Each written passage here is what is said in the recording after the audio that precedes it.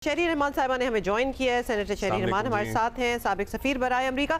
शहरी साहिबा, इनवेरिएबली मतलब इस किस्म की स्वीट डील शायद yes we are not negating कि ईरान में बड़ी तबाही हुई ये 100 दिन पहले जब ये at the height of the war और बहुत लोगों की हलाकतें शहीद हुए, वो मिनाब में जो बच्चों का स्कूल जिस पे बमबारी हुई वो भी हम भूल नहीं सकते। हाउएवर इस वक्त ये डील जिसमें ये लोग जा रहे हैं, दस्तखत हो गए, this is the sweetest deal for Iran. मतलब इनवेरिएबली अमेरिका ने एक प्लेटफॉर्म दे दिया है ईरान को for reintegration into the regional and into the global system. हमें तो लग रहा है कि they can really build up on this. जी बिल्कुल, इंशाल्लाह अगर ये डील इसी तरह आगे बढ़ा, और जाहिर है इसमें मैं समझती हूँ रोड़े अटकाने की कोशिश तो नेतन्याहू और उनका पूरा जो इस वक्त कैंप है कोशिश कर भी रहा है, और उनको काफी पहली दफा गैर मुतवक्को तौर पे मुंह की खानी भी पड़ रही है, वो भी अमेरिका के हाथों, जो पहले कभी हुआ नहीं है। तो हालात तो बड़ी तेजी से तब्दील भी हुए हैं, और ईरान की दलेरी ने भी बड़ा रंग लाया है जी उनके लिए। जैसे आप कह रही हैं स्वीट डील है, इसमें कहीं कोई गुंजाइश नहीं है इख्तिलाफ की। सारी दुनिया और हर किस्म का मोतबर इदारा और जरीदा इस बात को तस्लीम कर रहा है कि इससे बेहतरी तो ईरान को नहीं मिल सकती थी या किसी भी मुल्क को। तो इस हवाले से तो इसमें कोई दो राय नहीं है जी कि एज अ डील ये तो अब सूरत हाल पहले से भी उनके लिए बिल्कुल ऐसा ही है। साहिबा, अमेरिका के लिए क्या था, वो क्यों इस डील तक पहुंचा, ये जरूर हम आपसे जानना चाहेंगे, क्योंकि वो तो सिवाय स्टेटस को के कुछ अचीव नहीं कर पाए। स्ट्रेट ऑफ हॉर्मुज़ खुल गई, जाहिर है वो इस डील का हिस्सा है जो इससे पहले खुली हुई थी। ईरान इससे पहले आपको बताया उनके सुप्रीम लीडर फतवे के जरिए कह चुके थे कि हम न्यूक्लियर बॉम्ब नहीं बनाएंगे, न्यूक्लियर हथियार नहीं बनाएंगे। वो रिएटरेट कर दिया उन्होंने। मतलब वॉर से पहले America was perhaps in a stronger and much better position. What is in it for the US? कोई शक नहीं है।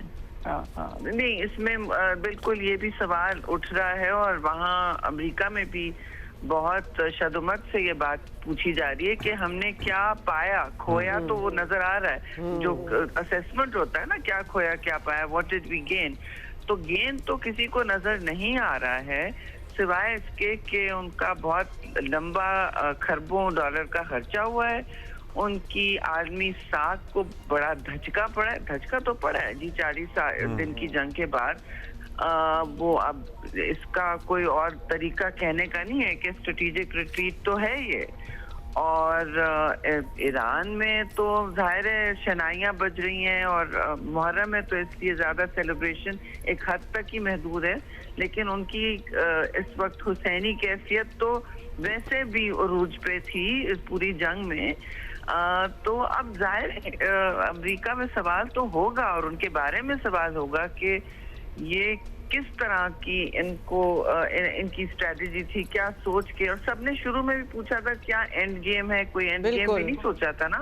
और एंड गेम क्या है देख लें आप सामने कि JCPO से भी शायद वही डील होगा अगर होगा, और उसके हवाले से दूसरा ये स्ट्रेट ऑफ हॉर्मुज़ शहरी साहिबा के काबू में है। If we may add, end game तो खैर किसी को क्या पता थी, ये तो बिगिनिंग की गेम क्या थी। मतलब पहले भी जो ये what did they set out to do in the first place, उस पे भी आप क्वेश्चन मार्क्स हैं।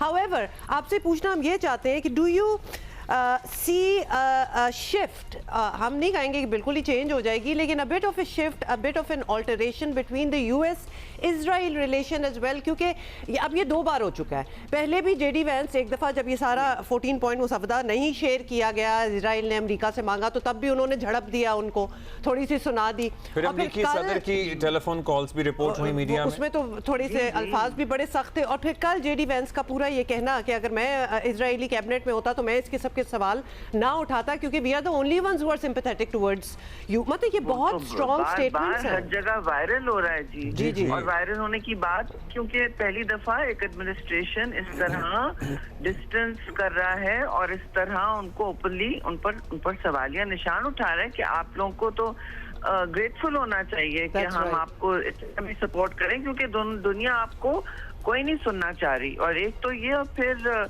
आपने सुना कि जब प्रेसिडेंट ट्रंप से भी 1-2 दफा G7 में जब गए हुए थे, सवाल हुए, तो उन्होंने ईरान के बैलिस्टिक मिसाइल सिस्टम का तो दिफा किया है जी। बिल्कुल, that was तो- surprising.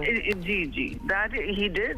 तो अब वो बात तो काफी आगे बढ़ गई है जी। इस तरह किसी अमेरिकन एडमिनिस्ट्रेशन ने जीती दुनिया में इजराइल को कभी सामने सारी पब्लिक में तंबी नहीं की है जी, और इस वक्त किया है इन्होंने। जेडी वैंस ने, जाहिर है ही रिफ्लेक्टिंग डोनाल्ड ट्रम्प्स पॉलिसीज, और वो अपनी एडमिनिस्ट्रेशन की पॉलिसी को बिल्कुल की अक्कासी कर रहे हैं। तो ये एक बहुत सीरियस शिफ्ट आया है जी, और ये जंग की वजह से शिफ्ट आया है इजराइल में, कि उसकी जो गजा में और लबनान में इस वक्त अभी भी वो कर रहे हैं, आप देख रहे हैं खिलाफ वर्जियां हर चीज की कर रहे हैं जी जी।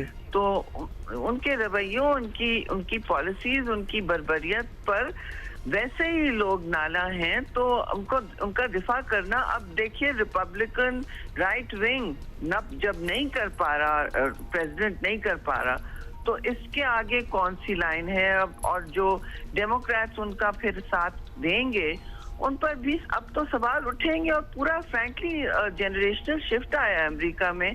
कैंपसेस तो बिल्कुल बर्दाश्त नहीं करने तैयार हैं। जी शरी साहिबा, मतलब अभी हम इसको किस तरह डिसाइफर करें, समझ नहीं आ रहा। हो सकता है कोई और वजह किसी और वजह से ताखीर हुई हो, लेकिन जाहिर है दुनिया तो स्केप्टिकल होती है ना।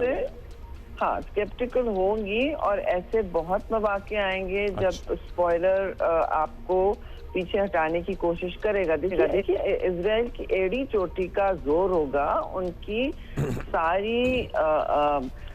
सारी जितनी भी पॉलिसीज रही हैं उसमें तो आपने उसके ताबूत में कील लगाए हैं कल, और इसके बाद उनकी बहुत कोशिश होगी, शिद्दत से कोशिश बढ़ेगी कि वो अपना एक पोजीशन रिगेन करें, खासतौर से लबनान के थ्रू। और वो कर रहे हैं, दे आर ऑलरेडी वायलेटिंग, और वो तो कर रहे हैं सीज फायर, जिस पर उन्हें डांट भी पड़ी है। प्रेसिडेंट ट्रम्प ने, शायद आपने सुना नहीं है, इतना इन्फॉर्मेशन ग्लट है, उन्होंने कहा I don't like that at all, कि मैंने ये साइन किया है, और उन्होंने वहां स्ट्राइक किया। तो उन्होंने बार बार कहा I don't like that at all. तो अब ये आई डोंट लाइक दैट के बाद भी कर रहे हैं, जिस पर कुछ खबर आई थी उड़ती के ईरान ने कहा कि जाहिर है हम इस तरह की खिलाफ वर्जियों को भी बर्दाश्त नहीं करेंगे। उनकी तो एक बहुत क्लियर पोजीशन होती है, लेकिन मैं समझती हूँ कि एकदम हमें रश टू जजमेंट नहीं करना चाहिए। थोड़ा अगर एक दिन पीछे हटते हैं तो आगे 2 दिन काम भी होगा। मैं समझती हूँ दिस विल गो फॉरवर्ड।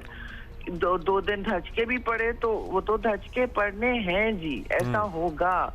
मैं समझती हूँ, एक मैं आपको कैवियट दूंगी कि 60 डेज मेरी नजर में कम है, 90 या 120 होने चाहिए, क्योंकि इस तरह के कामों में ये तारीखी इख्तिलाफात हैं जी, और तारीख साज कामों में डिप्लोमैट्स को ऐसा माहौल चाहिए होता है, टेक्निकल टीम्स को भी, कि वो काम कर सकें। and they are also they are open to extension of the 60 days as well. मतलब वो इतना that is not set in stone, अगर बात सही तरफ जा रही हो तो that can also होना पड़ेगा जी।